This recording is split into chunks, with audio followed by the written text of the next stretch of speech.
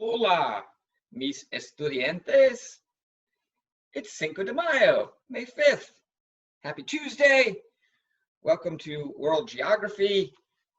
Let us get started.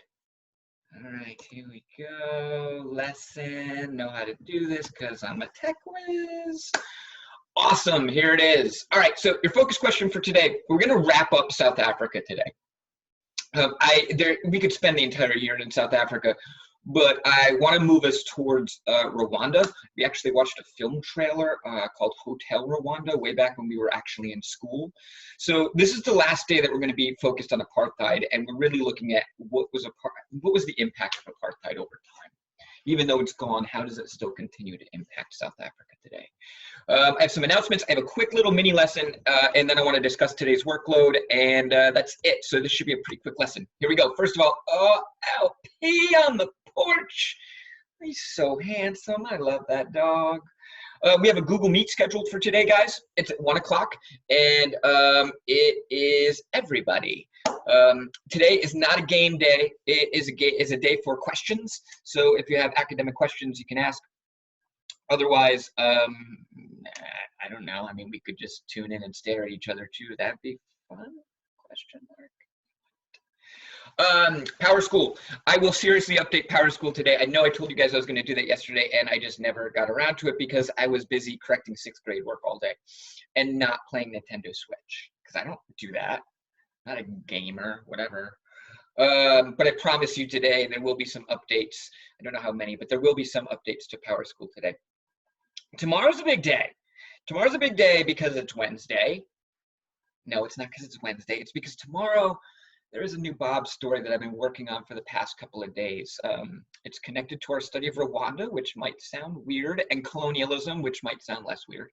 And it's a crossover story because Charlotte's in it too. Charlotte and Bob in the same place. How did this happen? Stay tuned and you'll find out. Tomorrow is also Project QuarenTIME, and before I feature students tomorrow, I want to show you what I've been doing with my QuarenTIME besides playing Switch, and here we go. Oh, look at that! Yes, I have continued to add to my social distance safari with an aquatic theme. I call it my social distance seascape, as you can see right here. And the mermaid is my absolute favorite. Look at her right there. There's actually 2 mermaids, but I only took a picture of one. There's the dolphin, and you can see some buoys that I found when I was out with Rory. The octopus is pretty fun. There's a whale down there. And then my favorite, my second favorite, is this one.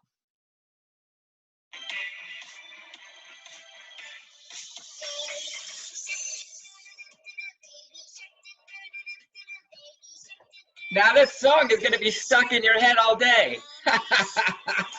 You're welcome. I remember last year Mr. G&A was kind of obsessed with that song, and I think he even had shark hats that you guys would sometimes wear. Whoa, have times have changed.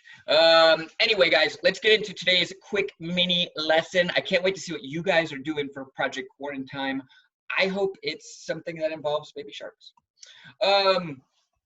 So today is main idea day, only we're not doing main idea, we're doing central idea.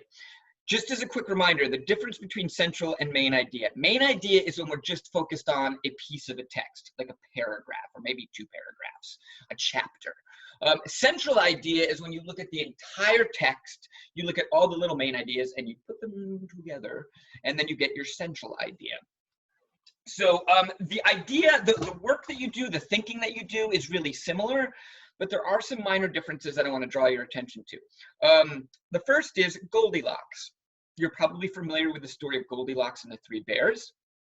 Remember, she broke into their house and stole their food and slept in their beds. What a great story to teach kids. What the heck? Anyway, there is something that we can use from Goldilocks. Remember when she was eating that porridge and sleeping in the beds, there were some that were there was some parts that was too hot, some that was too cold, and some that was just right. Some of the beds were like too stiff, some of them were too soft, and some of them were just right. I don't really remember the bed part, sorry, only the porridge. Anyway, central idea kind of works the same way. You want to be specific and include details, but not too many details. Only the absolute most important things. But at the same time, you don't want to be too general either. So you've got to find that balance between the general and the specific so that your central idea is just right, and Goldilocks would totally dig it. I don't know. I'm grasping at straws and maybe going a little crazy during this whole QuarenTIME thing. QuarenTIME, quarantine, whatever. Other strategies you might want to use. The importance of the title. Focus on the title, and the title is going to give you some direction in terms of where to go. The title for today's article is The Long Shadow of Apartheid. If you did the reading yesterday, I even asked you to do some thinking about like shadows, because doing so it will lead you toward the central idea if you take the time. Key terms. Look for key terms in the text, guys. Those italicized words, underlined words, bold-faced words. The author, me, does that for a reason. It's to draw your attention there, and those words should help you figure out the central idea. Last but not least, you look at the topic. The topic is, of course, apartheid, and you ask yourself a question. What does the author want me to know about apartheid from reading this little article? If you put all that together, you should end up with a pretty strong central idea statement. All right, let's look at the workload for today, guys. First of all, long shadow of apartheid central idea question. Work on it. It's due tomorrow. End of the day tomorrow, like midnight. Virtual map quiz number 5. It's the physical geography of Africa. You should keep practicing. And finally, any sort of missing work that you have, get it turned in. That is everything for today, guys. So let me leave you with this. Hold on. Hold on. Technical.